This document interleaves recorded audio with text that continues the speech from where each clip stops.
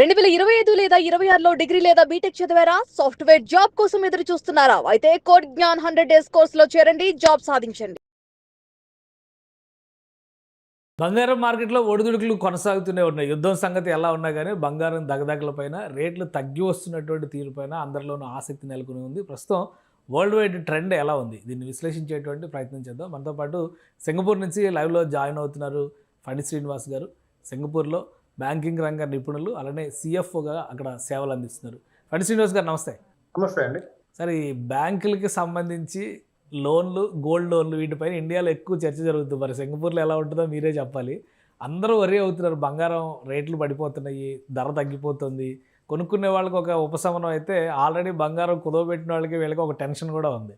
So ఏంటి అసలు gold మార్కెట్‌లో ఎవ్వరు ఊహించని స్థాయిలో ఈ ఫ్లక్చుయేషన్స్ ఒకరోజు కాదు, గంటకి చేంజ్ జరుగుతుంది. ఎందుకు? ఆవిడ పెద్దలు ఒకటే చెప్పేవారండి. బంగారంలో పెట్టిన పెట్టుబడి, ఆయిల్‌లో పెట్టిన పెట్టుబడి, అలాగే రిలయన్స్‌లో పెట్టిన పెట్టుబడి ఎప్పుడు కూడా నష్టాలు ఇవ్వదు అని. Okay. The same trend was going on. ఇప్పుడు మనం బంగారం గురించి మాట్లాడుకుంటున్నాం కాబట్టి, మిగిలిన ఆయిల్ ప్లస్ అదే అదర్ షేర్లు పక్కన పెట్టేస్తే, ఈ బంగారం ఎప్పుడూ కూడా ఎవరికి మీరు పెట్టుబడి పెట్టే వాళ్ళకి ఎప్పుడూ కూడా బంగారం భారతదేశంలో పెట్టిన వాళ్ళకి ఎప్పుడు కూడా దాని వలన నష్టం రాలేదు. ఓకే. మీరు 1965 సుమారుగా మనం 2025-6లో ఉన్నాము. ఒక 60 సంవత్సరాల క్రితం చూసుకుంటే 10 గ్రాముల బంగారం ₹70 ఉండేదండి. ₹70. 10 గ్రాముల బంగారం ₹70 ఉండేది. 70-72 ఓకే, సుమారుగా అంచనా. మీకు అదే 60 సంవత్సరాల్లో ఈ రోజు 1,30,000, 1,40,000, 1,50,000. సరే, బంగారం మీద పెట్టుబడి పెట్టిన వాళ్ళకి ఎప్పుడూ నష్టం లేదు. ఈ రేట్లు కిందికి పైకి అనేది అది వోల్టాలిటీ ఉంటుంది అంతవరకు.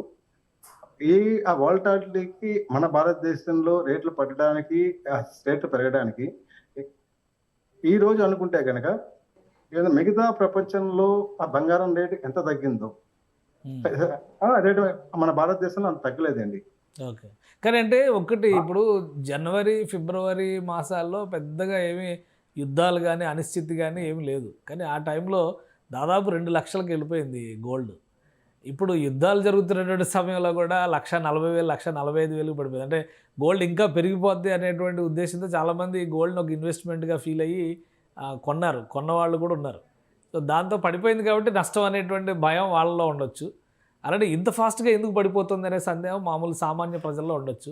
1,00,000 వరకు వచ్చేస్తుందంట, అప్పుడు కొనుక్కుందాం అనే ఆశ మరికొంతమందిలో ఉండొచ్చు. సో ఇంత గ్రాడ్యువల్ చేంజెస్, అంటే గతంలో మీరు చెప్పినట్టుగా 60 ఏళ్ల క్రితం ₹70 అనేది చాలా గ్రాడ్యువల్గా పెరుగుతూ వచ్చింది. కానీ లాస్ట్ 1 ఇయర్లో మాత్రం 70,000, 80,000 నుంచి నేరుగా 1,60,000, 1,70,000కి వెళ్ళిపోయింది. ఇంత ఫాస్ట్ చేంజింగ్ సినారియోస్ అనేవి కొంత ఆందోళన కలిగిస్తున్నాయి. దీని వెనక ఏదన్నా ఉందా అనేటువంటి భయం కూడా కలిగిస్తున్నాయి. అవునా కాదా? అంటే ఒకటండి, ఎప్పుడైనా సరే ప్రపంచవ్యాప్తంగా యుద్ధాలు ఇటువంటి పరిస్థితులు జరిగినప్పుడు బంగారం రేటు పెరుగుతూ ఉంటుంది.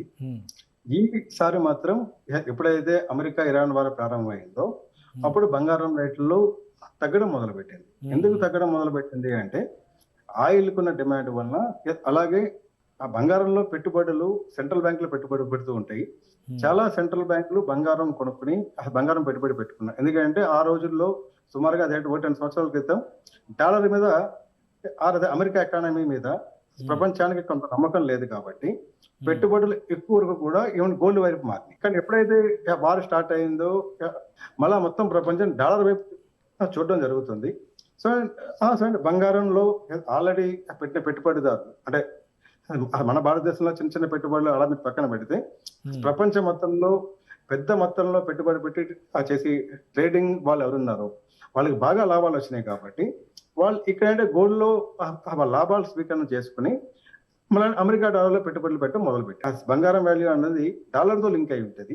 ఒక ఔన్స్ బంగారం అంటే సుమారుగా 28.3 గ్రాముల బంగారము $5,600 దాకా పైకి వెళ్ళి కిందకు వచ్చి ఈ రోజు 4,400, 4,200, అంటే సుమారుగా 15-20% మార్కెట్ హైస్ నుంచి కరెక్షన్ వచ్చింది. కాబట్టి అదే లెక్కలో ఇండియాలో కూడా బంగారం రేటు కొంచెం తగ్గిందండి.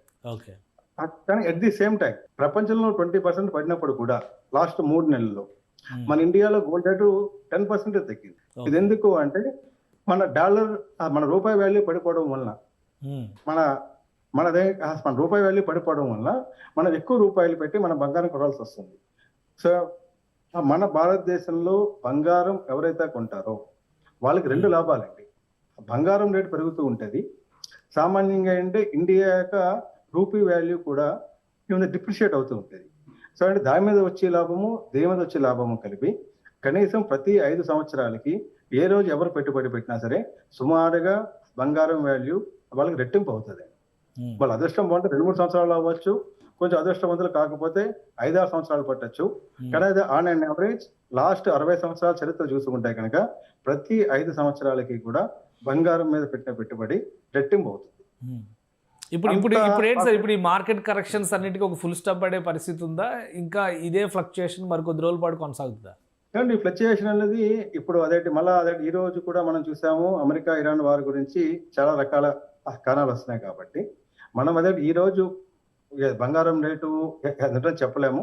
కానీ సుమారుగా అంటే మా అంచనా ప్రకారము ఔన్స్ బంగారం 4,200 4,300 రేంజ్ లో మైట్ బి మీరు బ్రాడ్ రేంజ్ తీసుకుంటే కనుక 3,800 నుంచి 4,600 రేంజ్ లో ఫ్లక్చుయేట్ అవుతూ ఉంటుంది. కానీ the trend is always upward trend.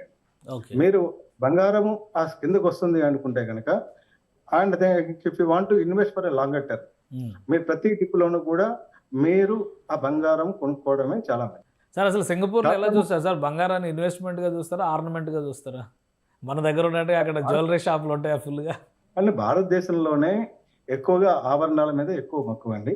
మిగిలిన దేశాలలో దీని అది పెట్టుబడి సాధనంగానే ఎక్కువ వాడతారు. అది జ్యువెలరీ అన్ని చోట్ల ఉంటది, బట్ ప్రతి మనిషి కేజీలు చెప్పిన వాళ్ళ మెల్లో వేసుకోరు అంతే. మామూలుగా మన వాళ్ళు వెతుక్కున్నట్టుగా డిజైన్లు, ఫ్యాషన్స్, ట్రెండ్స్ వీటి కోసం చూసినట్టుగా సింగపూర్లో అయితే ఎవరు చూడరా? ఫ్యాషన్లు, డిజైన్లు, ట్రెండ్లు చూస్తారు. కాకపోతే అంటే తక్కువగా 10, 15, 20 గ్రాముల్లో పడి చేసుకుంటారు. కానీ పెద్ద మన దగ్గర ఉన్నట్టు అది 100 గ్రాములు లేదా వడ్డానాలు ఇటువంటి అయితే ఉండదండి.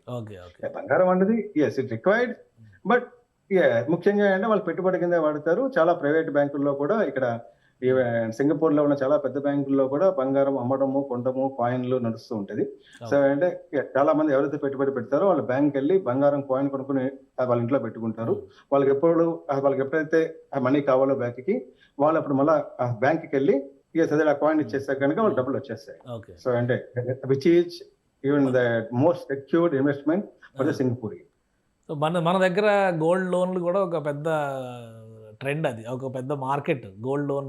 గోల్డ్ని తీసుకెళ్ళి తాకట్టు పెట్టుకోవడం, బ్యాంకులు కూడా గోల్డ్ రుణాలు ఇవ్వడం అనేది.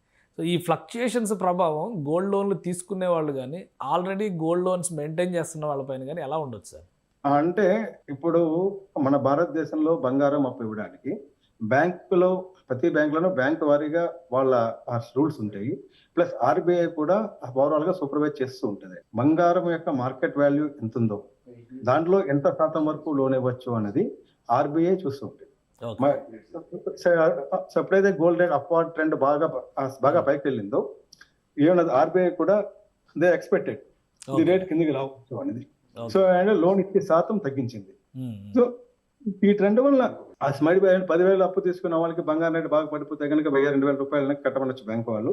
ఇటువంటి చిన్న పెద్దగా ఉంటాయి. కానీ పెద్ద ఆల్రెడీ అప్పు తీసుకున్న వాళ్ళకి పెద్ద భయపడాల్సిన అవసరం లేదు. Already the central bank has taken what are the precautionary measures. Okay. అంటే ఇంకా రిజర్వ్ బ్యాంక్ తీసుకునేటువంటి చర్యల్లో కానీ ఈ గోల్డ్ను, ముఖ్యంగా గోల్డ్ను ఒక ఇన్వెస్ట్మెంట్గా చూసే విషయంలో కానీ ఏమైనా భవిష్యత్తులో ఈ రేట్లు పడిపోవడం వలన సమస్య పెరిగేటువంటి అవకాశం ఉంటుందా? నా అంచనా ప్రకారము గోల్డ్ రేటు పెద్ద ఎక్కువ తగ్గదండి. ఆల్రెడీ మార్కెట్ హైస్ నుంచి నియర్లీ 15-20% కలెక్షన్ వచ్చింది కాబట్టి డౌన్ ట్రెండ్ బాగా తక్కువ ఉంటుంది. ఎక్సెప్ట్